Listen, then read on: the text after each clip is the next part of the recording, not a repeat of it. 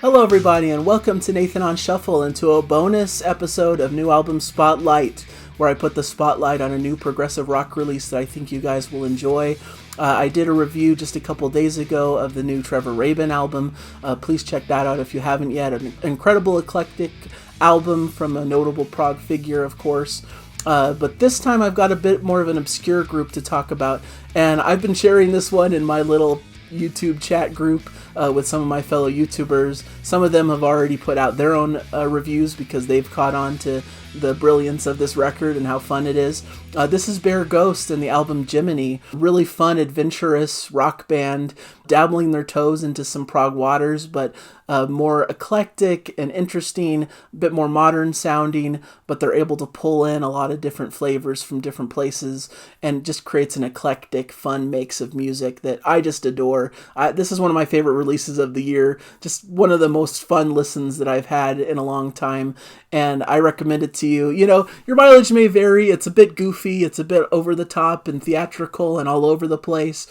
Some parts are a bit heavy, but a lot of it is just more fun, and you could tell they're just having a blast playing this music. It's a 40-minute record, so it goes by super fast, you know, but I think that's part of its strength, is the brevity of it just makes for a fun, breezy listen, and it's over before you know it, and you're pressing that repeat button to hear it all over again. But yeah, they pull in influences from pretty much every possible place you can think of. You know, it's a eclectic mix of prog rock, indie rock, punk, hip-hop, metal, electronica. You get flavors of like old school vaudeville type stuff going on in here. You get some Latin rhythms, you get all kinds of styles, rockabilly.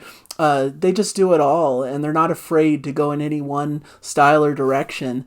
The idea behind the album title is kind of funny because they were talking about this video game that they'd play, Kingdom Hearts, and it has a lot of different Disney characters that are in the video game.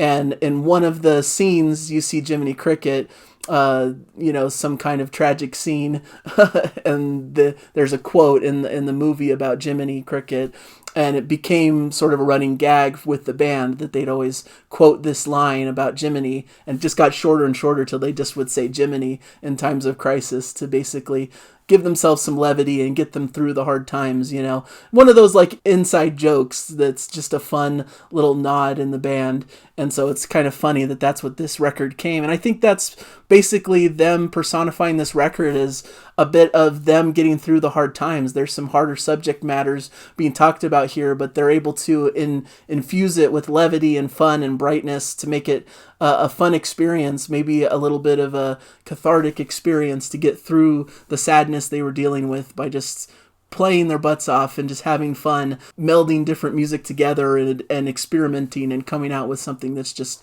super fun and a blast to listen to. So if I'm giving an overall a feel for the music and what bands to compare it to, a lot of people bring up this band in conjunction with the Deer Hunter. That's where I first discovered the band, is by exploring Deer Hunter fan forums and people just talking up this band, because they do have a bit of that Deer Hunter vibe, especially some of the quirkier, more genre-bending moments of the Deer Hunter, where they just flip it on its head and do a totally different style of music in the midst of their album. They did this a lot, especially on the Axe albums. You know, they'd suddenly go into this like loungy jazz type track, like, Mr. Usher and that kind of stuff. They're able to flip things on a dime and do things that are clever and interesting and bring in styles of music you wouldn't really expect.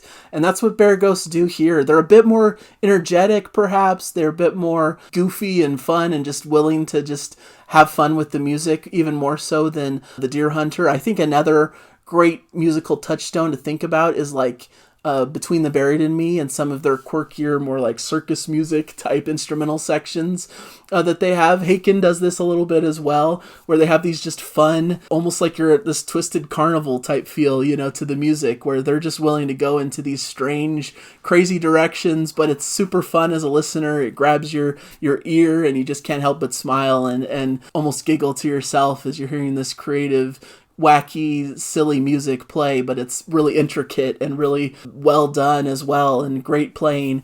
That's what I think about when I listen to this record, is those types of moments from some of my favorite progressive and progressive metal releases, those quirkier circus music type moments, or the genre flipping stuff that some artists are prone to do. That's what I love as a listener, because it takes you off guard and it's a fun surprise. It's like, oh, all of a sudden they're doing something totally different. Like, they went from this steady rock type feel or almost metal style, just straightforward rock version, and now all of a sudden it's like we're into a lounge jazz type section, or now we're into this like cool doo-wop vocal a cappella moment. You know, it's like so creative and wild and fun that they're able to do what they want to with no abandon, they don't have to worry about the rules. Some music, especially popular music, feels tied down to like, we have to follow this certain structure. We can't go wildly outside of our genre. They don't care about any of those boundaries. They'll break all of them and do whatever genre they want. They'll do whatever song structure they want. And it just culminates in a fun listen where you're constantly surprised and excited going through the music. So it starts with After Me the Flood, which starts with soft vocals and plucking guitars before it explodes into more of a Queen-style theatricality. A great introductory track to the record. We get this sort of staticky news broadcast leading into the second track, Heavy News, which gives you some fun off-kilter riffs before it results in maybe more of a Latin-style rhythm. Total quirk and fun going on here. You get these almost strange robotic-style vocoder-type vocals, some sci-fi instrumental sounds, especially in the keys. Just a really cool mix of different things going on here, but keeping it heavy and fun and interesting and rocking. Peas in Love has an old school, maybe doo-wop, vaudeville type feel, but adding in a modern freshness to it. You get a little bit of a ukulele type moment where it's just sounding old-fashioned and fun. You get this almost circus metal type feel later on in the track, and an a cappella doo-wop section towards the end. It just has it all. It's a really fun, eclectic mix, like I'm saying. Sirens is another fun track. Adventure rock on full display for the band. Reminds me of the Deer Hunter quite a bit.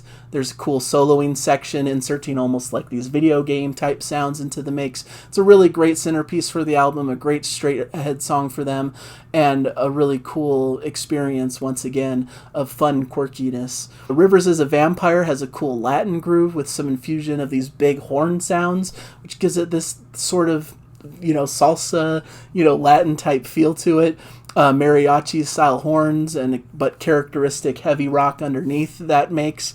We get Big Town Banky Blaine's Rockabilly Barbecue, which has this big fun musical opening with this rockabilly style and big dramatic rock flavor. A great high octane chorus. You get some almost ragtime style piano and quirky vocals turning into a doo-wop type style on a dime.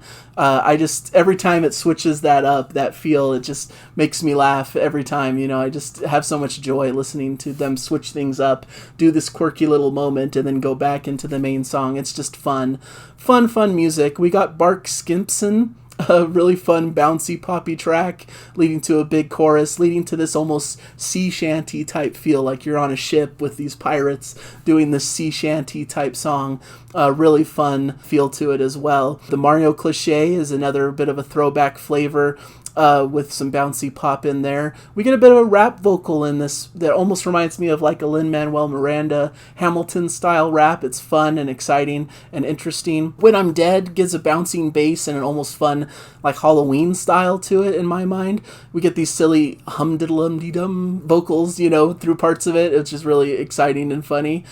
Super fun and humorous sounds in the background, giving it a lighter air and some fun stuff going on in the soundscape. And then Vulture ends things on a little bit of a somber note.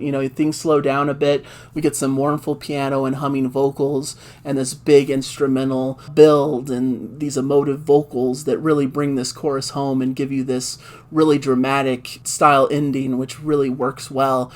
So that's the album. It's just a fun ride, one track after the next. Like, it never really gives you a break. It's just one fun, high energy track after another until you get to that final track where you can breathe a little bit as they build a little bit more with this slower start and then giving these big emotional impacts towards the end. So all in all, a fun adventure. I just had a blast listening to this. I can't get enough of it. It's just on constant repeat. I love the band. I think they're having a lot of fun here, which can totally be heard in the music. So I just want to recommend it to everybody who loves this style of crazy music. It may not be for everyone. For some people, maybe it's a bit too eclectic and a bit too strange, and maybe there's a bit too much of that harder edge to it that some people aren't a fan of, who are more into the old classic progressive rock. But if you want something fresh and different and new that brings in a lot of disparate influences and does things in a unique and fun way, check it out. It might be up your alley, so definitely up my alley. So thank you guys for joining me, and I hope you'll catch me in a future review if you're so inclined. But for now, I'll leave you with my phrase, enjoy the music, everybody, because there's such fun music out there if you explore it and look for it. So this is a prime example of that. So enjoy the music, everybody. Catch you in a future episode. Bye!